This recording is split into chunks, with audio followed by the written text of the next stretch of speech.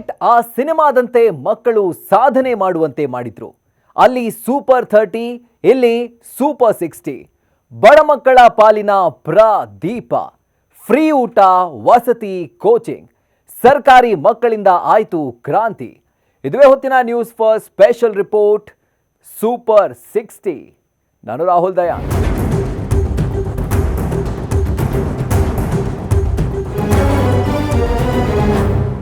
ನೈಜ ಕಥೆಗಳು ತೆರೆ ಮೇಲೆ ಸಿನಿಮಾ ಆಗಿ ಬರೋದನ್ನ ನೋಡಿರ್ತೀರಿ.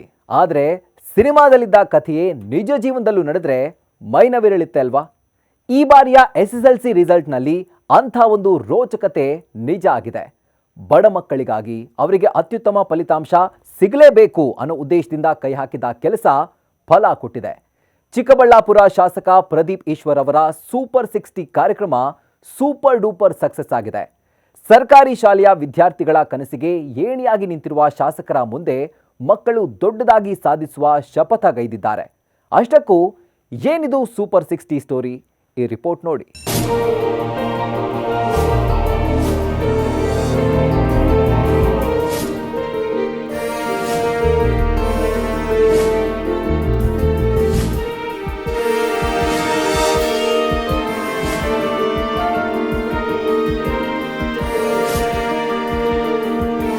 ಚಿಕ್ಕಬಳ್ಳಾಪುರ ಶಾಸಕರಾಗಿರೋ ಪ್ರದೀಪ್ ಈಶ್ವರ್ ಕೈ ಮುಗಿದುಕೊಂಡು ನಡೆದುಕೊಂಡು ಹೋಗ್ತಾ ಇದ್ರೆ ಅಲ್ಲಿಯೇ ಅಕ್ಕಪಕ್ಕ ಇರೋ ವಿದ್ಯಾರ್ಥಿಗಳು, ಪೋಷಕರು ಪ್ರೀತಿಯಿಂದ ಪುಷ್ಪಮಳೆಯನ್ನೇ ಸುರಿಸ್ತಾ ಇದ್ದಾರೆ. ಕಾರಣ ಪ್ರದೀಪ್ ಈಶ್ವರ್ ಅವರ ಸೂಪರ್ 60ಯ ಸೂಪರ್ ಸಕ್ಸೆಸ್. ಸೂಪರ್ 60 ಅದ್ಭುತವಾದ ಗೆಲುವನ್ನು ಸಾಧಿಸಿದೆ. 60 ಜನ ಅದ್ಭುತ ಶ್ರೇಣಿಯಲ್ಲಿ ಉತ್ತೀರ್ಣರಾಗಿದ್ದಾರೆ. ಬಡವರು ಮಕ್ಕಳು ಬೆಳಿಬೇಕು. ನನ್ನಂಥ ಬಡವ್ರನ್ನ ಚಿಕ್ಕಬಳ್ಳಾಪುರದವ್ರು ಬೆಳೆಸಿದ್ದಾರೆ. ನಾನು ಬಡವ್ರ ಮಕ್ಕಳನ್ನ ಬೆಳೆಸ್ತೀನಿ ಸರ್. ನಾನು ಮಾತು ಕೊಡ್ತಾ ಇದ್ದೀನಿ, ನಿಮ್ಮ ಹಾಗೆ ನಾನು ಬಿದ್ದು ಮೇಲೆ ಕೆದ್ದು ಬರ್ತೀನಿ ಸರ್.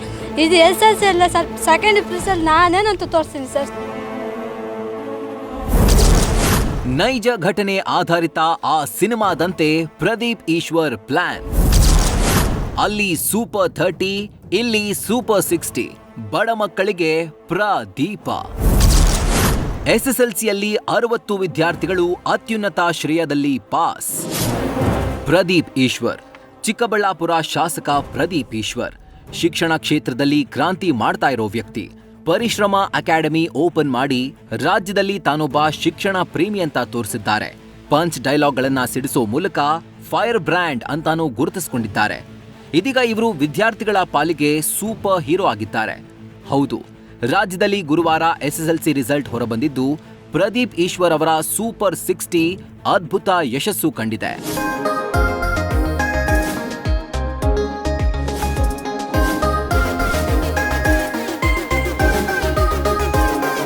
ಚಿಕ್ಕಬಳ್ಳಾಪುರದಲ್ಲಿ ವಿವಿಧ ಸರ್ಕಾರಿ ಶಾಲೆಯಲ್ಲಿ ಓದ್ತಾ ಇದ್ದ 60 ಮಕ್ಕಳನ್ನ ಪ್ರದೀಪ್ ಈಶ್ವರ್ ಆಯ್ಕೆ ಮಾಡಿಕೊಳ್ತಾರೆ.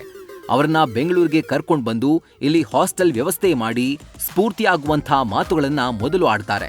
ರಾಜ್ಯದ ಅತ್ಯುತ್ತಮ ಶಿಕ್ಷಕರನ್ನ ಕರೆಸಿ ಕೋಚಿಂಗ್ ಕೊಡಿಸ್ತಾರೆ. ಪರಿಣಾಮ 60ಕ್ಕೆ 60 ವಿದ್ಯಾರ್ಥಿಗಳು ಡಿಸ್ಟಿಂಕ್ಷನ್ ನಲ್ಲಿ ತೇರ್ಗಡೆಯಾಗಿದ್ದಾರೆ. ಈ ಬಗ್ಗೆ ಪ್ರದೀಪ್ ಈಶ್ವರ್ ಏನ್ ಹೇಳ್ತಾರೆ ನೀವೇ ಕೇಳಿ. ಟೀಚಿಂಗ್ ಅವರ್ಸು ಸೇರಿದಂತೆ, ಪಾಠ ಸ್ಟಡಿ ಅವರ್ಸ್ ಸೇರಿದಂತೆ 14ರಿಂದ 16 ತಾಸು ಓದಿಸಿ ಎಕ್ಸಾಮ್ ಇನ್ನೊಂದು ಕೆಲ ದಿನ ಇದ್ದಾಗ ವಾಪಸ್ ಕರ್ಕೊಂಡು ಪರೀಕ್ಷೆ ಬರೆಸಿದ್ದೀವಿ. ಇವತ್ತು ಸೂಪರ್ 60 ಅದ್ಭುತವಾದ ಗೆಲುವನ್ನು ಸಾಧಿಸಿದೆ. 60 ಜನ ಅದ್ಭುತ ಶ್ರೇಣಿಯಲ್ಲಿ ಉತ್ತೀರ್ಣರಾಗಿದ್ದಾರೆ. ನಮ್ಮ ಸೂಪರ್ 60 ಹೈಯೆಸ್ಟ್ ಸ್ಕೋರ್ 593 ಬಂದಿದೆ. ಪೂಜಾ ಅವ್ರದ್ದು ಮತ್ತು ಸನ್ಮಿತ್ ಅವ್ರದ್ದು 582 ಬಂದಿದೆ. ಬಾಯ್ಸಲ್ಲಿ ವರುಣ್ ಅವ್ರದ್ದು ಹೈಯೆಸ್ಟ್ ಸ್ಕೋರ್ ಬಂದಿದೆ. ಸೊ ಇದರಲ್ಲಿ ಸಿಂಗಲ್ ಪೇರೆಂಟ್ ಕಿಡ್ಸ್ ಇದ್ದಾರೆ. ಚಿಕ್ಕ ವಯಸ್ಸಲ್ಲೇ ತಂದೆ ಕಳ್ಕೊಂಡಂಥ ಹುಡುಗ ಇದ್ದಾನೆ. ಚಿಕ್ಕ ವಯಸ್ಸಲ್ಲೇ ತಂದೆ ಕಳ್ಕೊಂಡ ಹುಡುಗಿ ಇದ್ದಾರೆ. ಸೂಪರ್ 60ಯಲ್ಲಿ ಆಯ್ಕೆಯಾಗಿ ಈಗ ಪ್ರದೀಪ್ ಈಶ್ವರಿಂದ ಸನ್ಮಾನ ಮಾಡಿಸ್ಕೊಂಡಿರುವಂಥ ವಿದ್ಯಾರ್ಥಿಗಳು ಕೂಡ ನನ್ನ ಜೊತೆ ಇದ್ದಾರೆ. ಅವ್ರನ್ನೂ ಮಾತಾಡಿಸ್ತೀನಿ. ಎಷ್ಟು ಖುಷಿ ಇದೆ ಇವತ್ತು ನಿಮಗೆ? ತುಂಬ ಖುಷಿ ಇದೆ. ನಾನು ಎಕ್ಸ್ಪೆಕ್ಟ್ ಮಾಡೋಕ್ಕಿಂತ ತುಂಬ ಜಾಸ್ತಿ ಬಂದಿದೆ. 93% ಬಂದಿದೆ. ನಾನು ಸೆಂಟ್ ಜೋಸೆಫ್ ಕಾನ್ವೆಂಟಿಂದ ಸಂಚಿತಾ ಮಾತಾಡ್ತಾ ಇರೋದು. ಪ್ರದೀಪ್ ಈಶ್ವರ್ ಸರ್ ತುಂಬ ನಮಗೆ ಹೆಲ್ಪ್ ಮಾಡಿದ್ದಾರೆ. ಅವ್ರು ಒಂದು ಹಾಸ್ಟೆಲ್ ಕರ್ಕೊಂಡೋಗಿ ನಮಗೆ ತುಂಬ ಹೆಲ್ಪ್ ಮಾಡಿದ್ದಾರೆ. ಅಲ್ಲಿ ತುಂಬ ಚೆನ್ನಾಗಿರೋ ಟೀಚರ್ಸ್ ಸಿಕ್ಕಿದ್ರು ನಮಗೆ. ಮ್ಯಾಥ್ಸ್ ಸೈನ್ಸ್ ಅಂತೂ ತುಂಬ ಚೆನ್ನಾಗಿ ಹೇಳ್ಕೊಟ್ರು. ತುಂಬ ಟ್ರಿಕ್ಸ್ ಮತ್ತು ಟಾಪಿಕ್ಸ್ ಕಲ್ತ್ಕೊಂಡ್ಬಂದ್ವಿ. ನಾವು ಎಕ್ಸಾಮ್ಸ್ ಹೇಗೆ ಬರೀಬೇಕು, ಯಾವ ಥರ ಫೇಸ್ ಮಾಡಬೇಕು ಅನ್ನೋದು ತುಂಬ ಕಲ್ತ್ಕೊಂಡ್ವಿ. ಪ್ರದೀಪ್ ಈಶ್ವರ್ ಸರ್ಗೆ ನಾನು ತುಂಬ ಥ್ಯಾಂಕ್ಸ್ ಹೇಳೋಕ್ಕೆ ಇಷ್ಟಪಡ್ತೀನಿ. ಸೂಪರ್ 60ಗೆ ವಿದ್ಯಾರ್ಥಿಗಳ ಆಯ್ಕೆ ನಡೆದಿದ್ದು ಹೇಗೆ? ಶಾಸಕರಾಗಿರೋ ಪ್ರದೀಪ್ ಈಶ್ವರ್ಗೆ ಬಡತನ ಅಂದ್ರೆ ಏನು, ಬಡತನದಲ್ಲಿರೋ ವಿದ್ಯಾರ್ಥಿಗಳಿಗೆ ಶಿಕ್ಷಣ ಅದ್ಹೇಗೆ ಕಬ್ಬಿಣದ ಕಡಲೆ ಆಗುತ್ತೆ ಅನ್ನೋದು ಚೆನ್ನಾಗಿಯೇ ಗೊತ್ತು. ಅದನ್ನ ಸ್ವತಃ ಅನುಭವಿಸಿಯೇ ಮೇಲೆ ಬಂದವರು ಅವರು. ಅದ್ಯಾವಾಗ ಚಿಕ್ಕಬಳ್ಳಾಪುರ ಕ್ಷೇತ್ರದಲ್ಲಿ ಶಾಸಕರಾಗಿ ಆಯ್ಕೆ ಆಗ್ತಾರೋ ಅವಾಗಲೇ ತಮ್ಮ ತಾಲೂಕಿನ, ಜಿಲ್ಲೆಯ ಬಡ ಪ್ರತಿಭಾವಂತ ವಿದ್ಯಾರ್ಥಿಗಳು ಶಿಕ್ಷಣದಿಂದ ವಂಚಿತರಾಗಬಾರದು ಅನ್ನೋ ತೀರ್ಮಾನ ಮಾಡ್ತಾರೆ. ಅದಕ್ಕಾಗಿಯೇ ಸೂಪರ್ 60 ಅನ್ನೋ ವಿನೂತನ ಕಾರ್ಯಕ್ರಮಕ್ಕೆ ಹೆಜ್ಜೆ ಇಡ್ತಾರೆ. ಇದರ ಮುಖ್ಯ ಉದ್ದೇಶ ಚಿಕ್ಕಬಳ್ಳಾಪುರ ಸರ್ಕಾರಿ ಶಾಲೆಯಲ್ಲಿ ಓದ್ತಾ ಇರೋ ಬಡವರ ಮಕ್ಕಳು, ಕೂಲಿಕಾರರ ಮಕ್ಕಳು, ತಂದೆ ತಾಯಿ ಇಲ್ಲದ ಮಕ್ಕಳನ್ನ ಆಯ್ಕೆ ಮಾಡಿಕೊಂಡು ಅವರಿಗೆ ಅತ್ಯುತ್ತಮ ಕೋಚಿಂಗ್ ಕೊಡಿಸಲು ಮುಂದಾಗ್ತಾರೆ. ಅದಕ್ಕಾಗಿಯೇ ತಾಲೂಕಿನ ಡಿಡಿಪಿಐಗಳು ಶಿಕ್ಷಕರ ಜೊತೆ ಮೀಟಿಂಗ್ ನಡೆಸ್ತಾರೆ. ಹಾಗೆ ಸರ್ಕಾರದಿಂದಲೂ ಪರ್ಮಿಷನ್ ತೆಗೆದುಕೊಂಡು ಪ್ರತಿ ಶನಿವಾರ ಸರ್ಕಾರಿ ಶಾಲೆಯಲ್ಲಿ ಪರೀಕ್ಷೆ ನಡೆಸ್ತಾರೆ. ಆ ಮೂಲಕ 60 ವಿದ್ಯಾರ್ಥಿಗಳನ್ನ ಆಯ್ಕೆ ಮಾಡಿಕೊಂಡು ಅವರೆಲ್ಲರನ್ನೂ ಬೆಂಗಳೂರಿಗೆ ಕರೆತಂದು ನುರಿತ ಅನುಭವಿ ಶಿಕ್ಷಕರಿಂದ ಕೋಚಿಂಗ್ ಕೊಡಿಸ್ತಾರೆ. 30 ಮಂದಿನಿ ಯಾವ ರೀತಿ ಆಯ್ಕೆ ಮಾಡಿದ್ರಿ ನೀವು? ಸರ್, ಆ ಶಾಲೆಯಲ್ಲಿ ಒಂದು ಟೆಸ್ಟ್ ಮಾಡ್ತಾ ಬಂದ್ವಿ ಸ್ಟಾರ್ಟಿಂಗು. ಆ ಟೆಸ್ಟ್ ಮುಖಾಂತರ ಸೆಲೆಕ್ಟ್ ಮಾಡಿದ್ವಿ. ಒಂದು. ಎರಡನೇದು ಇನ್ಸ್ಟ್ರಕ್ಷನ್ ಕೊಟ್ಟಿದ್ದೆ. ತುಂಬ ಸ್ಟ್ರಗಲಲ್ಲಿರೋ ಫ್ಯಾಮ್ಲೀಸು, ಈಗ ಸಿಂಗಲ್ ಪೇರೆಂಟ್ ಕಿಡ್ಸು, ಆ ಕುಟುಂಬಕ್ಕೆ ಅವನೇ ಆಧಾರ ಅಥವಾ ಆಕೆ ಆಧಾರ, ಅಂಥ ಮಕ್ಕಳನ್ನೂ ಸೆಲೆಕ್ಟ್ ಮಾಡಿ ಅಂತ ಹೇಳಿದ್ವಿ. APMC ಮಾರ್ಕೆಟಲ್ಲಿ ಕೆಲಸ ಮಾಡೋರ ಮಕ್ಕಳು, ಡ್ರೈವರ್ ಮಕ್ಕಳು, ಕಾರ್ಪೆಂಟ್ರ್ ಮಕ್ಕಳು, ಕೂಲಿ ಕೆಲಸ ಮಾಡೋರ ಮಕ್ಕಳು, ಕೂಲಿಗೆ ಹೋಗೋರ ಮಕ್ಕಳು, ಇದರಲ್ಲಿ ಭಾಳಷ್ಟು ಜನ ಇದ್ದಾರೆ. ಅವರೆಲ್ಲ ಗೆದ್ದಿದ್ದಾರೆ. ರಾಜಕಾರಣಿಯಾಗಿ ನಾನು ಏನು ಸಾಧಿಸ್ತೀನಿ ಅನ್ನೋ ಗೊತ್ತಿಲ್ಲ. ಈ ಚಿಕ್ಕಬಳ್ಳಾಪುರದ ಮನೆ ಮಗನಾಗಿ ಇವ್ರ ಲೈಫಲ್ಲಿ ಬದಲಾವಣೆ ತಂದಿದ್ದೀನಿ. ಇವತ್ತು 60 ಮೆಂಬರ್ಸು ಗೆದ್ದಿದ್ದಾರೆ. ನಮ್ಮೆಲ್ಲ ಟಾಪರ್ಸ್ಗೂ, ವಿಶೇಷವಾಗಿ ಅವ್ರ ಪೇರೆಂಟ್ಸ್ಗೆ. ಇದನ್ನ ಕೇಳ್ತಿದ್ರೆ ಪ್ರದೀಪ್ ಈಶ್ವರ್ ಅವರ ಸೂಪರ್ 60 ಅನ್ನೋದು ಸಿನಿಮಾವನ್ನು ಮೀರಿಸಿದ ಕಥೆ ಅಂದ್ರೆ ಖಂಡಿತ ತಪ್ಪಾಗದು. ಯಾಕಂದ್ರೆ ಈ ತರಬೇತಿಗೆ ಅವರು ಯಾವುದೇ ಖಾಸಗಿ ಶಾಲೆ ವಿದ್ಯಾರ್ಥಿಗಳನ್ನ ಆಯ್ಕೆ ಮಾಡಿಕೊಂಡಿಲ್ಲ. ಕೇವಲ ಸರ್ಕಾರಿ ಶಾಲೆ ಮಕ್ಕಳನ್ನ ಮಾತ್ರ ಆಯ್ಕೆ ಮಾಡಿಕೊಂಡು ಅವರಿಗೆ ತರಬೇತಿ ನೀಡಲು ಮುಂದಾಗಿದ್ದಾರೆ. ಪರೀಕ್ಷೆಯಲ್ಲಿ ಸ್ವಲ್ಪ ಕಡಿಮೆ ಅಂಕ ಬಂದ್ರೂ ಬಡ ಮಕ್ಕಳು ಆಗಿದ್ರೆ, ತಂದೆ ತಾಯಿ ಇಲ್ಲದ ಮಕ್ಕಳಾಗಿದ್ರೆ ಅವರಿಗೆ ಮೊದಲ ಆದ್ಯತೆ ಕೊಟ್ಟಿದ್ದಾರೆ. ಈ ಮೂಲಕ ಮಕ್ಕಳ ಪಾಲಿಗೆ ಪ್ರದೀಪ್ ಈಶ್ವರ್ ದಾರಿದೀಪವಾಗಿದ್ದಾರೆ.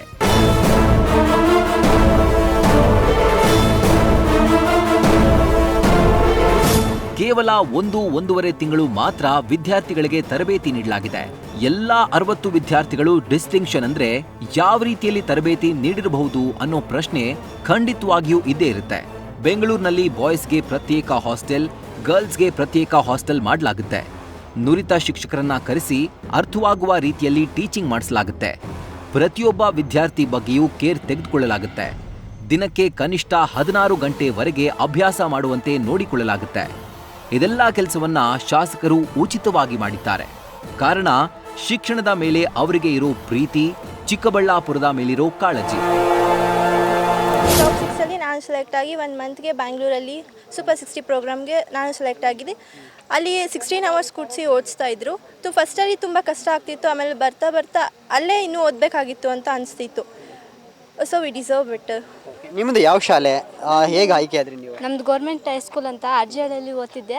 ನಂದು ಆವ್ರೇಜ್ ಮಾರ್ಕ್ಸು. ಆದರೆ ಸರ್, ನಾನು ಮಾತು ಕೊಡ್ತಾ ಇದ್ದೀನಿ, ನಿಮ್ಮ ಹಾಗೆ ನಾನು ಬಿದ್ದು ಮೇಲೆ ಕೆದ್ದು ಬರ್ತೀನಿ ಸರ್. ಇದು SSLC ಅಲ್ಲ ಸರ್, ಸೆಕೆಂಡ್ PUC ನಾನೇನಂತೂ ತೋರಿಸ್ತೀನಿ ಸರ್ ಸ್ಟೇಟ್ಗೆ. ಪ್ರದೀಪ್ ಈಶ್ವರ್ ಸೂಪರ್ 60 ಉದ್ದೇಶ, ಗುರಿ ಏನಾಗಿತ್ತು? ಈ ವಿದ್ಯಾರ್ಥಿಗಳ ಭವಿಷ್ಯಕ್ಕೂ ನೆರವಾಗಲಿದ್ದಾರೆ ಶಾಸಕ. ಎಲ್ಲಾ ವಿದ್ಯಾರ್ಥಿಗಳು ಡಿಸ್ಟಿಂಕ್ಷನ್ ಆಗ್ತಾರೆ ಅಂದ್ರೆ ಅದು ಕಡಿಮೆ ಸಾಧನೆ ಅಲ್ವೇ ಅಲ್ಲ. ಅದರಲ್ಲಿಯೂ ಸರ್ಕಾರಿ ಶಾಲೆ ವಿದ್ಯಾರ್ಥಿಗಳನ್ನೇ ಆಯ್ಕೆ ಮಾಡಿಕೊಂಡು ಅವರಿಗೆ ತರಬೇತಿ ನೀಡಿ ಇಂಥ ಒಂದು ಫಲಿತಾಂಶ ತಂದಿರೋದು ನಿಜಕ್ಕೂ ಗ್ರೇಟ್. ಸರ್ಕಾರಿ ಶಾಲೆಯಲ್ಲಿ ಓದ್ತಾ ಇರೋ ಪ್ರತಿಭಾವಂತ ಮಕ್ಕಳಿಗೆ, ಬಡ ಮಕ್ಕಳಿಗೆ ಉಚಿತವಾಗಿ ಉತ್ತರ ತರಬೇತಿ ನೀಡಬೇಕು. ಅವರ SSLC ಸ್ಕೋರ್ ಹೆಚ್ಚಾಗುವಂತೆ ಮಾಡಬೇಕು ಅನ್ನೋ ಗುರಿಯೇ ಸೂಪರ್ 60 ಉದ್ದೇಶವಾಗಿತ್ತು. ಅದರಲ್ಲಿ ಖಂಡಿತವಾಗಿಯೂ ಇಂದು ಪ್ರದೀಪ್ ಈಶ್ವರ್ ಯಶಸ್ವಿಯಾಗಿದ್ದಾರೆ. ವಿದ್ಯಾರ್ಥಿಗಳ ಪಾಲಿಗೆ ಬೆಳಕಾಗಿದ್ದಾರೆ. ಸೂಪರ್ 60 ಕಾರ್ಯಕ್ರಮದ ಉದ್ದೇಶ ಏನು? ಈಗ ವಿದ್ಯಾರ್ಥಿಗಳನ್ನ ಆಯ್ಕೆ ಮಾಡಿದ್ರಿ, ಟ್ರೈನಿಂಗ್ ಕೊಟ್ರಿ, ಪಾಸ್ ಆದ್ರು, ಮುಂದೆ ಏನು ಅವ್ರ ಭವಿಷ್ಯ? ಈಗ ಸರ್, ಈಗ ಅವ್ರ ಜೊತೆ ನಾನು ಇದ್ದೀನಿ. ಈಗ ಅವ್ರಿಗೆ ಇಷ್ಟ ಆಗಿರೋ ಕಾಲೇಜುಗಳಲ್ಲಿ ಸೇರಿಸ್ತಾರೆ. ನಾನು ಹೇಳಿದ್ದೀನಿ ಅವ್ರಿಗೆ. ಈಗ ಅವರು PUCಗೆ, ಸೈನ್ಸ್ಗೋ, ಕಾಮರ್ಸ್ಗೋ ಎಲ್ಲೆಲ್ಲಿ ಸೇರ್ತಾರೆ. ಅವ್ರಿಗೂ ನಾನು ಹೇಳಿದ್ದೀನಿ, ನೀವು ಸೈನ್ಸ್ಗೆ ಹೋದರೆ CET, ನೀಟಿಗೆ ಬೇಕಾಗಿರೋ ಪುಸ್ತಕಗಳು ಕೊಡೋದಾಗ್ಬೋದು. ಮತ್ತು ಇವ್ರು ಸೆಕೆಂಡ್ ಇಯರ್ ಮುಗಿದ ಮೇಲೆ ಮತ್ತೆ ಕ್ರ್ಯಾಶ್ ಕೋರ್ಸ್ ಮಾಡ್ತೀನಿ ಇವ್ರಿಗೆ. ಇವ್ರು ಸೆಕೆಂಡ್ ಇಯರ್ ಮುಗಿದ್ಮೇಲೆ ಮೊನ್ನೆ ಒಂದು 600 ಜನಕ್ಕೆ CET ಕ್ರ್ಯಾಶ್ ಕೋರ್ಸ್ ಮಾಡಿದೆ. ಅದೇ ಥರ ಇವ್ರು ಸೆಕೆಂಡ್ ಇಯರ್ ಮುಗಿದ್ಮೇಲೆ ಈಗ ಕೆಲವರು ಜೂನಿಯರ್ ಕಾಲೇಜ್ ಸೇರ್ಬೋದು. ಈ ಸಲ ಜೂನಿಯರ್ ಕಾಲೇಜಲ್ಲೂ ನಾನು CET ಇಂಟಿಗ್ರೇಟೆಡ್ ಸ್ಟಾರ್ಟ್ ಮಾಡಿಸ್ತಿದ್ದೀನಿ, ನನ್ನ ಸ್ವಂತ ದುಡ್ಡಲ್ಲೇ ಮಾಡಿಸ್ತೀನಿ. ಈ ಮಕ್ಕಳು ಸೆಕೆಂಡ್ ಇಯರ್ ಆದಮೇಲೆ ಮತ್ತೆ ನಾನು ಆ 30 ಡೇಸ್ ಮತ್ತೆ ಇವ್ರನ್ನ ಟ್ರೈನ್ ಮಾಡ್ತೀನಿ. ಇವ್ರನ್ನ ನಿಲ್ಲಿಗೆ ಬಿಡಲ್ಲ, ಇವ್ರನ್ನ 10 ಇಯರ್ಸ್ ಗಮನಿಸ್ತೀನಿ. 10 ಇಯರ್ ಆದಮೇಲೆ ಯಾವುದಾದ್ರೂ ಪ್ರೆಸ್ ಮೀಟಲ್ಲಿ ಅವತ್ತು ನಾನು MLA ಆಗಿರ್ತೀನೋ ಆಗಿರಲ್ಲೋ ಐ ಡೋಂಟ್ ಕೇರ್, ನಾನು ಪವರಿಂದ ಓದೋನಲ್ಲ ಅಲ್ವಾ. ರಾಜಕೀಯಕ್ಕೆ ನನ್ನಂಥವ್ನು ಬೇಕು, ನನಗೆ ರಾಜಕೀಯ ಬೇಕಾಗಿಲ್ಲ. ಸೊ ನನ್ನಂತಕ್ಕೆ ರಾಜಕೀಯಕ್ಕೆ ನನ್ನಂಥವ್ನು ಬೇಕಾದರೆ ಅದು ಉಳಿಸ್ಕೊಳ್ಳುತ್ತೆ. ಆವತ್ತು 10 ವರ್ಷ ಆದಮೇಲೆ ಇವ್ರನ್ನೆಲ್ಲ ನಿಲ್ಲಿಸಿ ಇಲ್ಲೇ ಮಾತಾಡಿಸ್ತೀನಿ. ನೋಡಿ ಸರ್, ಈ ಹುಡುಗ IIT, ಈ ಹುಡುಗಿ ಏಮ್ಸು, ಈ ಹುಡುಗಿ ಡಾಕ್ಟ್ರು, ಈ ಹುಡುಗಿ ಇಂಜಿನಿಯರು, ಈ ಹುಡುಗ ಟಾಪರು. 10 ವರ್ಷ ಆದಮೇಲೆ ಮತ್ತೆ ಮಾತಾಡ್ತೀನಿ. ಪ್ರದೀಪ್ ಈಶ್ವರ್ ಹೇಳ್ತಾ ಇರೋ ಮಾತನ್ನ ಕೇಳ್ತಾ ಇದ್ರೆ ಅವರಿಗೆ ಸ್ಪಷ್ಟವಾದ ಗುರಿ ಇದೆ, ವಿದ್ಯಾರ್ಥಿಗಳ ಭವಿಷ್ಯಕ್ಕೆ ದಾರಿದೀಪ ಆಗ್ಬೇಕು ಅನ್ನೋ ಟಾರ್ಗೆಟ್ ಇದೆ ಅನ್ನೋದು ಚೆನ್ನಾಗಿ ಗೊತ್ತಾಗ್ತಿದೆ. ಯಾಕಂದ್ರೆ ದೋಣಿಗೆ ಹತ್ತಿಸ್ಕೊಂಡ ಬಡ ವಿದ್ಯಾರ್ಥಿಗಳನ್ನ ದಡ ಸೇರಿಸುವ ಉದ್ದೇಶವನ್ನ ಶಾಸಕರು ಇಟ್ಕೊಂಡಿದ್ದಾರೆ. ಮುಂದಿನ 10 ವರ್ಷಗಳ ಕಾಲ ಅವರಿಗೆ ನೆರವಾಗ್ತೀನಿ ಅಂತ ಹೇಳಿದ್ದಾರೆ. PUC ನಂತರ ಮತ್ತೆ ಟ್ರೈನಿಂಗ್ ಮಾಡಿಸೋದಾಗಿ ವಿಶ್ವಾಸ ವ್ಯಕ್ತಪಡಿಸಿದ್ದಾರೆ. ನಾನು ಮಾತು ಕೊಡ್ತಾ ಇದ್ದೀನಿ, ನಿಮ್ಮ ಹಾಗೆ ನಾನು ಬಿದ್ದು ಮೇಲೆ ಕೆದ್ದು ಬರ್ತೀನಿ ಸರ್. ಇದು SSLC ಅಲ್ಲ ಸರ್, ಸೆಕೆಂಡ್ ಪ್ಲೇಸಲ್ಲಿ ನಾನೇನಂತ ತೋರಿಸ್ತೀನಿ ಸರ್.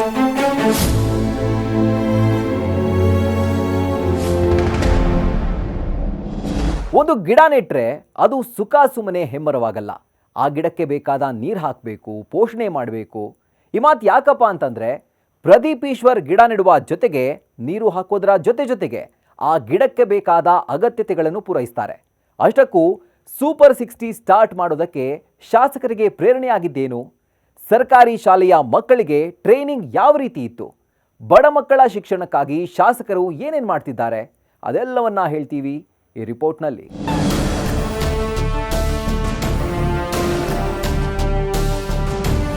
ಪ್ರಿಯ ವೀಕ್ಷಕರೇ, ಪ್ರತಿ ವರ್ಷ SSLC, PUC ರಿಸಲ್ಟ್ ಬಂದಾಗ ಸರ್ಕಾರಿ ಶಾಲಾ ಕಾಲೇಜಿನಲ್ಲಿ ಓದಿರೋ ವಿದ್ಯಾರ್ಥಿಗಳೇ ರ್ಯಾಂಕ್ ಬರೋದನ್ನ ಸಾಮಾನ್ಯವಾಗಿ ನೋಡ್ತಾ ಇರ್ತೀವಿ. ಆದ್ರೂ ನಮ್ಮ ಬಹುತೇಕ ಪೋಷಕರಿಗೆ ಯಾಕೋ ಸರ್ಕಾರಿ ಶಾಲಾ ಕಾಲೇಜು ಅಂದ್ರೆ ತಾತ್ಸಾಹ ಮನೋಭಾವವಿದೆ.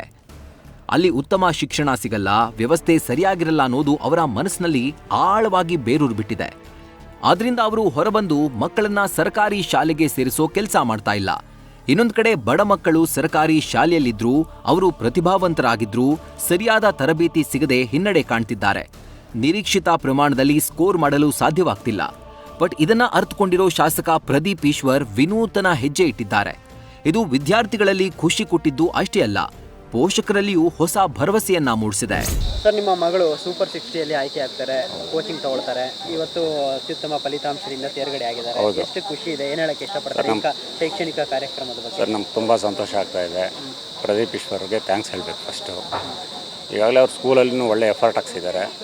ಅವ್ರ ಎಫರ್ಟ್ ಹಾಕಿದ ಜೊತೆಗೆ ನಾವು ಬೆಳೆ ಬೆಳೆದ್ರೆ ಲಾಸ್ಟಲ್ಲಿ ಯಾವ ರೀತಿ ನಾವು ಬೆಳೆ ಕಾವಲು ಕಾಯಬೇಕು ಆ ರೀತಿ ಅವರು 1 ತಿಂಗಳಲ್ಲಿ ನಮಗೆ ಕಾವಲು ಕಾತ್ಕೊಂಡು, ಹಾರ್ವೆಸ್ಟಿಂಗ್ ಟೈಮಲ್ಲಿ ನಾವು ಹೇಗೆ ಬಿಟ್ಬಿಡ್ತೀವಿ, ನೆಗ್ಲೆಕ್ಟ್ ಮಾಡಿಬಿಡ್ತೀವಿ, ಅದನ್ನು ಕಾತ್ಕೊಂಡು ಅದನ್ನು ನಮ್ಮ ಪ್ರೊಟೆಕ್ಟ್ ಮಾಡಿದ್ದಾರೆ.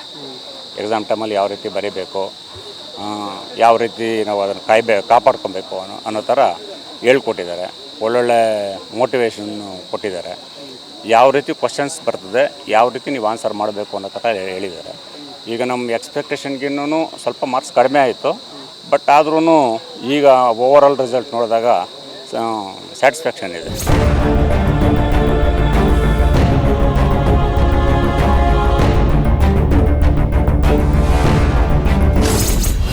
ಪ್ರದೀಪ್ ಈಶ್ವರ್ ಸೂಪರ್ 60ಗೆ ಪ್ರೇರಣೆಯಾಗಿದ್ದೇನು?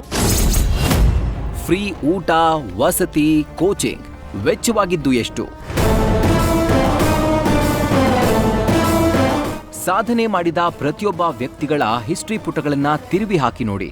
ಅವರಿಗೆ ಅದ್ಭುತ ಸಾಧನೆಗೆ ಪ್ರೇರಣೆ ಆದವರು ಇದ್ದೇ ಇರ್ತಾರೆ. ಅಂಥವರಿಂದ ಸ್ಫೂರ್ತಿ ಪಡೆದೇ ಯಾರೂ ತುಳಿಯದ ಹಾದಿಯಲ್ಲಿ ಮುನ್ನಡೆದಿರ್ತಾರೆ. ಅದೇ ರೀತಿ ಸಾಮಾಜಿಕ ಕೆಲಸ ಮಾಡೋರಿಗೆ, ದಾನ ಧರ್ಮ ಮಾಡೋರಿಗೆ ಸ್ಫೂರ್ತಿಯಾಗಿ ಯಾರಾದ್ರೂ ಇದ್ದೇ ಇರ್ತಾರೆ. ಈ ಮಾತು ಯಾಕೆ ಅಂದ್ರೆ, ಪ್ರದೀಪ್ ಈಶ್ವರ್ ಅವರು ಸೂಪರ್ 60 ಅನ್ನೋ ಕಾರ್ಯಕ್ರಮವನ್ನ ಮಾಡ್ತಾರೆ. ಸರ್ಕಾರಿ ಶಾಲೆ ವಿದ್ಯಾರ್ಥಿಗಳಿಗೆ ಉಚಿತ ಊಟ, ವಸತಿ ಕೊಟ್ಟು ಸಾಧನೆ ಮಾಡುವಂತೆ ಮಾಡಿದ್ದಾರೆ ಅಂದ್ರೆ ಅವರಿಗೆ ಒಂದು ಪ್ರೇರಣೆ ಅನ್ನೋದಿದ್ದೇ ಇರುತ್ತೆ. ಇದನ್ನ ನಾವ್ ಹೇಳೋದ್ಕಿಂತ ಅವರೇ ಹೇಳಿದ್ದಾರೆ, ಕೇಳಿ. ಸರ್, ಇಂತಹ ಮಕ್ಕಳಿಗೆ ಅತ್ಯುತ್ತಮ ವಿದ್ಯಾಭ್ಯಾಸ ಕೊಡಿಸ್ಬೇಕು, ಈ ರೀತಿಯಾದಂಥ ಒಂದು ಪ್ರೇರಣೆ ಹೇಗೆ ನಿಮಗೆ ಬಂತು? ನಾನು ಹೇಳ್ತಿದ್ದೆ ಸರ್, ನಾನು ಚಿಕ್ಕ ವಯಸ್ಸಲ್ಲಿ ತಂದೆ ತಾಯಿನ ಕಳ್ಕೊಂಡವನು, ಸ್ಟ್ರಗಲ್ ಪಟ್ಟವನು, ತುಂಬ ಒಂದೊತ್ತು ಊಟಕ್ಕೂ ಒದ್ದಾಡ್ದವನು. ಏನೋ ದೈವ ಕೃಪೆ, ನಮ್ಮಮ್ಮ ಯಾವಾಗಲೂ ದೇವ್ರ ಮನೇಲಿ ಕೂತ್ಕೊಂಡು ಪೂಜೆ ಮಾಡೋಳು. ನನಗೆ ಅನಿಸ್ತಿತ್ತು ನಮ್ಮಮ್ಮ ಏನು ದೇವ್ರ ಮನೆಯಲ್ಲೇ ಕಳೆದೋಗ್ತಿದ್ದಾಳೆ ಅಂತ. ಆ ಅಮ್ಮ ಎಷ್ಟು ಪೂಜೆ ಮಾಡಿದರೆ ನಾನು MLA ಆಗ್ತೀನಿ ಹೇಳಿ. ಒಂದು ಲಾಬಿ ಮಾಡಿದೆ, ಟಿಕೆಟ್ ಬಂತು, ದುಡ್ಡು ಖರ್ಚು ಮಾಡಿದೆ, ಗೆದ್ದೆ. ಇಷ್ಟೆಲ್ಲ ಸಾಧ್ಯ ಆದಿದ್ದು ಅಪ್ಪ ಅಮ್ಮ ಒಳ್ಳೆತನ. ಮೋಸ್ಟ್ಲಿ ಅವರಪ್ಪ ಅಮ್ಮ, ನಮ್ಮಪ್ಪ ಅಮ್ಮ ಒಳ್ಳೆತನ ನನ್ನನ್ನು ಕಾಪಾಡಿದೆ. ಮೋಸ್ಟ್ಲಿ ಇವ್ರ ತಂದೆ ತಾಯಿ ಒಳ್ಳೆತನ ಇವ್ರನ್ನ ಕಾಪಾಡಿದೆ. ಹೌದು, ಪ್ರದೀಪ್ ಈಶ್ವರ್ ಬಡತನದಲ್ಲಿಯೇ ಬೆಳೆದು ಬಂದಿದ್ದಾರೆ. ಸಮಾಜದಲ್ಲಿ ಏನಾದ್ರೂ ಸಾಧನೆ ಮಾಡಬೇಕು ಅಂತ ಛಲದಿಂದ ನುಗ್ಗಿ ಬಂದಿದ್ದಾರೆ. ಅದೇ ಛಲದಲ್ಲಿ ಪರಿಶ್ರಮ ಅಕಾಡೆಮಿ ನಿರ್ಮಿಸಿ ರಾಜ್ಯದ ಮನೆ ಮಾತಾಗಿದ್ದಾರೆ. ಆದರೆ ತಾವು ನಡೆದು ಬಂದ ಹಾದಿಯನ್ನ ಅವರು ಎಂದಿಗೂ ಮರ್ತಿಲ್ಲ. ಹೀಗಾಗಿ ಶಾಸಕರಾದ್ಮೇಲೆ ಬಡ ಮಕ್ಕಳಿಗೆ ದಾರಿದೀಪವಾಗೋ ಕೆಲಸಕ್ಕೆ ಕೈ ಹಾಕಿದ್ದಾರೆ. ಒಮ್ಮೆ ಅವರು ಹೆಜ್ಜೆಯನ್ನ ಮುಂದೆ ಇಟ್ರು ಅಂತಾದ್ರೆ ಹಿಂದೇಟು ಹಾಕೋ ಜಾಯಮಾನದವರೇ ಅಲ್ಲ. ಅದು ಬಿಸ್ನೆಸ್ನಲ್ಲಾದ್ರೂ ಆಗಿರಬಹುದು, ರಾಜಕೀಯದಲ್ಲಾದ್ರೂ ಆಗಿರಬಹುದು. ಅವರು ಹಠ ತೊಟ್ಟು ಮುನ್ನುಗ್ಗಿ ಹೋಗ್ತಾರೆ.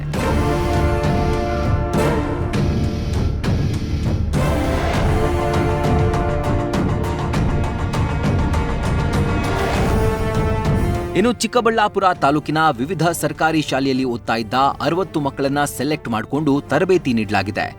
ಬೆಂಗಳೂರಿನ ರಾಜಾಜಿನಗರದಲ್ಲಿ ಎಲ್ಲಾ ವಿದ್ಯಾರ್ಥಿಗಳಿಗೂ ಉಚಿತ ಊಟ, ವಸತಿ ಕಲ್ಪಿಸಿ ಮಕ್ಕಳು ಶಿಕ್ಷಣದಲ್ಲಿ ಕ್ರಾಂತಿ ಮಾಡುವಂತೆ ಮಾಡಿದ್ದಾರೆ. ಎಲ್ಲವೂ ಉಚಿತವಾಗಿ ಇದ್ದಿದ್ರಿಂದ ಖರ್ಚು ಎಷ್ಟಾಗಿರಬಹುದು ಅನ್ನೋ ಪ್ರಶ್ನೆ ಖಂಡಿತವಾಗಿಯೂ ಎದುರಾಗುತ್ತೆ. ಅದಕ್ಕೂ ಪ್ರದೀಪ್ ಈಶ್ವರ್ ಅವರೇ ಆನ್ಸರ್ ಮಾಡಿದ್ದಾರೆ. ಸರ್, ಈ ಪ್ರೋಗ್ರಾಮ್ಗೆ ಕನಿಷ್ಠ ನನಗೊಂದು 31 lakhs ಖರ್ಚು ಬಂದಿದೆ ಸರ್. ಯಾಕೆ ಅಂತ ಹೇಳ್ತೀನಿ. ಬಾಯ್ಸ್ಗೊಂದು ಸಪ್ರೇಟ್ ಹಾಸ್ಟೆಲ್ ತೆಗೆದೆ, ಗರ್ಲ್ಸ್ಗೊಂದು ಸಪ್ರೇಟ್ ಹಾಸ್ಟೆಲ್ ತೆಗೆದೆ. ಆ ಹಾಸ್ಟೆಲ್ಗೆ ಲಾಸ್ಟ್ ಅಕ್ಟೋಬರಿಂದ ಬಾಡಿಗೆ ಕಟ್ಕೊಂಡ್ಬಂದೆ. ಯಾಕಂದರೆ ಸಡನ್ನಾಗಿ ಕೊಡಲ್ಲ. ಮತ್ತು ಅಲ್ಲಿ ಇನ್ಫ್ರಾಸ್ಟ್ರಕ್ಚರ್ ಬಿಲ್ಡ್ ಮಾಡಿದೆ. ಮತ್ತು ಒಳ್ಳೆ ಊಟ ತಿಂಡಿ ಕೊಟ್ಟು ಹೈಜಿನಿಕ್ಕಾಗಿ ನೋಡಿಕೊಂಡು ವಾರ್ಡನ್ಸು, ಟೀಚರ್ಸು ಮತ್ತು ಡೈಲಿ ಟೀಚರ್ಸ್ನ ಒಳ್ಳೆ ಟೀಚರ್ಸ್ನ ಬೇರೆ ಬೇರೆ ಕಡೆಯಿಂದ ಕರೆಸಿ ಮಾಡ್ತಿದ್ವಿ. ಇವತ್ತು ನಾವು ಯಶಸ್ವಿ ಆಗಿದ್ದೀವಿ. ನಾನು ನನ್ನ ಸರ್ಕಾರಕ್ಕೂ ಅಭಿನಂದನೆ ಸಲ್ಲಿಸ್ತೀನಿ.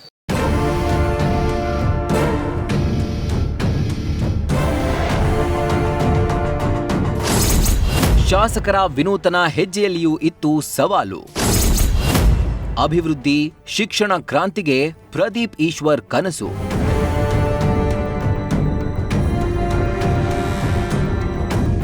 ಸರ್ಕಾರಿ ಶಾಲೆಯ ಮಕ್ಕಳನ್ನ ಬೆಂಗಳೂರಿಗೆ ಕರ್ಕೊಂಡು ಹೋಗಬೇಕು, ಅಲ್ಲಿಯೇ 1.5 ತಿಂಗಳ ಕಾಲ ಹಾಸ್ಟೆಲ್ನಲ್ಲಿ ಇಟ್ಕೊಂಡು ಶಿಕ್ಷಣ ನೀಡಬೇಕು ಅಂದ್ರೆ ಸುಲಭದ ಕೆಲಸ ಅಲ್ವೇ ಅಲ್ಲ. ಯಾಕಂದ್ರೆ ವಿದ್ಯಾರ್ಥಿಗಳಿಗೆ ಅಟೆಂಡೆನ್ಸ್ ಪ್ರಾಬ್ಲಮ್ ಆಗೋ ಸಾಧ್ಯತೆ ಇರುತ್ತೆ. ಅದಕ್ಕೆ ಏನಾದರೂ ಪರಿಹಾರ ಮಾರ್ಗವನ್ನ ಕಂಡುಕೊಳ್ಬೇಕು. ಅಷ್ಟೇ ಅಲ್ಲ, ಸರ್ಕಾರದ ಒಪ್ಪಿಗೆಯೂ ಬೇಕಾಗುತ್ತೆ. ಇದೇ ಹಿನ್ನೆಲೆಯಲ್ಲಿ ಪ್ರದೀಪ್ ಈಶ್ವರ್ ಮುಖ್ಯಮಂತ್ರಿ ಸಿದ್ದರಾಮಯ್ಯ, ಡಿಸಿಎಂ ಡಿಕೆ ಶಿವಕುಮಾರ್, ಶಿಕ್ಷಣ ಸಚಿವರಾಗಿರೋ ಮಧು ಬಂಗಾರಪ್ಪ ಮತ್ತು ಶಿಕ್ಷಣ ಇಲಾಖೆ ಅಧಿಕಾರಿಗಳ ಜೊತೆ ಚರ್ಚೆ ನಡೆಸಿದ್ದಾರೆ. ಅವರ ಮುಂದೆ ತಮ್ಮ ಕನಸಿನ ಗುರಿಯನ್ನ ತೆರೆದಿಟ್ಟಿದ್ದಾರೆ.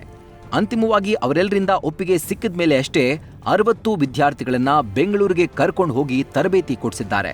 ಬಹಳ ಸರ್ಕಾರಿ ಶಾಲೆ, ಅನುದಾನಿತ ಶಾಲೆ ಮಕ್ಕಳನ್ನ 60 ಜನ ಚೂಸ್ ಮಾಡ್ತೀವಿ. ಸೊ ಅಟೆಂಡೆನ್ಸ್ ಶಾರ್ಟೇಜ್ ಬರ್ಬೋದು, ಇದಕ್ಕೇನು ಮಾಡ್ಬೋದು ಅಂದಾಗ ನಾನು ಸರ್ಕಾರದಲ್ಲಿ ಮಾತಾಡ್ತೀನಿ, ಮಾನ್ಯ ಮುಖ್ಯಮಂತ್ರಿಗಳು, ಉಪಮುಖ್ಯಮಂತ್ರಿಗಳು, ಶಿಕ್ಷಣ ಸಚಿವರನ್ನ. ಆಗ ನಾನು ಇಷ್ಟೂ ಜನ ಮಕ್ಕಳದು ಗೌರ್ಮೆಂಟಿಗೆ ಲೆಟರ್ ಕೊಟ್ಟು ಸರ್ಕಾರದ ಅನುಮತಿ ತಗೊಂಡು ಇವ್ರನ್ನ ಬೆಂಗಳೂರು ಕರ್ಕೊಂಡೋಗಿ. ಕೇವಲ ಸರ್ಕಾರ ಒಪ್ಪಿಬಿಟ್ರೆ ಸಾಕಾಗಲ್ಲ. ವಿದ್ಯಾರ್ಥಿಗಳು ಬರಲು ರೆಡಿಯಾಗಿರಬೇಕು. ಅವರ ಪೋಷಕರು ಒಪ್ಪಿಗೆ ಕೊಡಬೇಕು. ಹೀಗೆ 10 ಸವಾಲುಗಳು ಪ್ರದೀಪ್ ಈಶ್ವರ್ ಅವರಿಗಿತ್ತು. ಸಾಮಾಜಿಕ ಕೆಲಸ ಮಾಡುವುದಕ್ಕೂ ಇಷ್ಟೊಂದು ಚಾಲೆಂಜ್ ಅನ್ನ ಎದುರಿಸಲೇಬೇಕಾಗಿತ್ತು. ಪ್ರದೀಪ್ ಈಶ್ವರ್ ಶಾಸಕರು ಆಗಿರೋದ್ರಿಂದ ಸವಾಲುಗಳನ್ನ ಎದುರಿಸೋದು ಸುಲಭವಾಗಿದೆ. ಹಾಗೆ ಚಿಕ್ಕಬಳ್ಳಾಪುರ ಅಭಿವೃದ್ಧಿಯ ಕನಸಿನ ಜೊತೆ ಶಿಕ್ಷಣ ಕ್ರಾಂತಿಯ ಗುರಿಯನ್ನ ಶಾಸಕರು ಹೊಂದಿದ್ದಾರೆ. ಅದು ಯಾವ ರೀತಿಯಲ್ಲಿ ಅನ್ನೋದನ್ನ ಅವರೇ ಹೇಳಿದ್ದಾರೆ, ಕೇಳಿ. ಈ 5 ವರ್ಷದಲ್ಲಿ ನಾನು ರಸ್ತೆ ಹಾಕಿಸ್ತೀನಿ, ಚರಂಡಿ ಹಾಕಿಸ್ತೀನಿ, ಕಟ್ಟಡ ಕಟ್ಟಿಸ್ತೀನಿ. ಇದೆಲ್ಲ MLAಗಳ ಥರ ನಾನೂ ಮಾಡ್ತೀನಿ. ಆದರೆ ಆ ರಸ್ತೆ ಮೇಲೆ ನಡೆಯೋರು ಎಷ್ಟು ಜನರ ಲೈಫಲ್ಲಿ ಬದಲಾವಣೆ ತರೋದು ಅಂತ ಇದು ಖಂಡಿತವಾಗೂ ನಾನು ಯಾವ ಉದ್ದೇಶಕ್ಕೂ ಮಾಡಿಲ್ಲ. ಇದು ನನ್ನ ಆತ್ಮತೃಪ್ತಿಗೆ ಮಾಡಿದ್ದೀನಿ. ಅಧಿಕಾರ ಇಂದು ಇರುತ್ತೆ, ಮುಂದೊಂದು ದಿನ ಮಾಯವಾಗಿ ಹೋಗುತ್ತೆ. ಅದೇ ರೀತಿ ಜನಪ್ರತಿನಿಧಿ ಸ್ಥಾನವೂ ಅಷ್ಟೇ. ಇಂದು ಇದ್ದದ್ದು ನಾಳೆಯೂ ಇರುತ್ತೆ ಅಂತ ಹೇಳೋಕ್ ಸಾಧ್ಯವೇ ಇಲ್ಲ. ಆದರೆ ಪವರ್ ಇದ್ದಾಗ ಪವರ್ಫುಲ್ ಕೆಲಸ ಮಾಡಬೇಕು. ಸಾರ್ವಜನಿಕ ಕೆಲಸ ಎಷ್ಟು ಮುಖ್ಯನೋ ಅಷ್ಟೇ ಪ್ರಮಾಣದಲ್ಲಿ ಬಡವರ ಅಭಿವೃದ್ಧಿಯೂ ಮುಖ್ಯ. ಶಿಕ್ಷಣ ಕ್ರಾಂತಿಯೂ ಅಗತ್ಯ. ಆ ನಿಟ್ಟಿನಲ್ಲಿ ಪ್ರದೀಪ್ ಈಶ್ವರ್ ಅಂತಲ್ಲ, ಯಾರ್ಯಾರು ಆ ಕೆಲಸವನ್ನ ಮಾಡ್ತಾರೋ ಅವರ ಹೆಸರನ್ನ ಜನ ನೆನಪಲ್ಲಿಟ್ಕೊಳ್ತಾರೆ, ಪ್ರೀತಿಯಿಂದ ಅಭಿಮಾನದ ಮಾತಾಡ್ತಾರೆ. ಇದರಿಂದ ಪ್ರೇರಣೆ ಮಾಡಿಕೊಂಡು ಇನ್ನಷ್ಟು ಜನಪ್ರತಿನಿಧಿಗಳು ಇಂಥ ಕೆಲಸ ಮಾಡುವಂತೆ ಆಗಲಿ, ಇಡೀ ರಾಜ್ಯದಲ್ಲಿಯೇ ಶಿಕ್ಷಣ ಕ್ರಾಂತಿ ಆಗಲಿ ಅಂತ ಆಶಿಸೋಣ.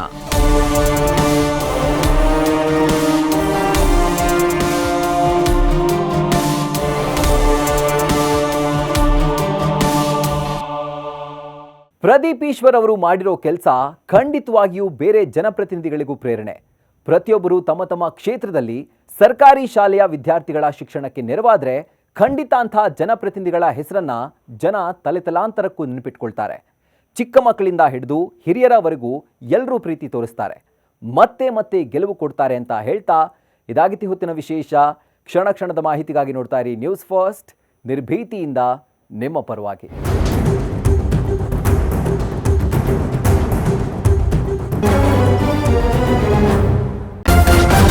ನ್ಯೂಸ್ ಫಸ್ಟ್, ನಿರ್ಭೀತಿಯಿಂದ ನಿಮ್ಮ ಪರವಾಗಿ.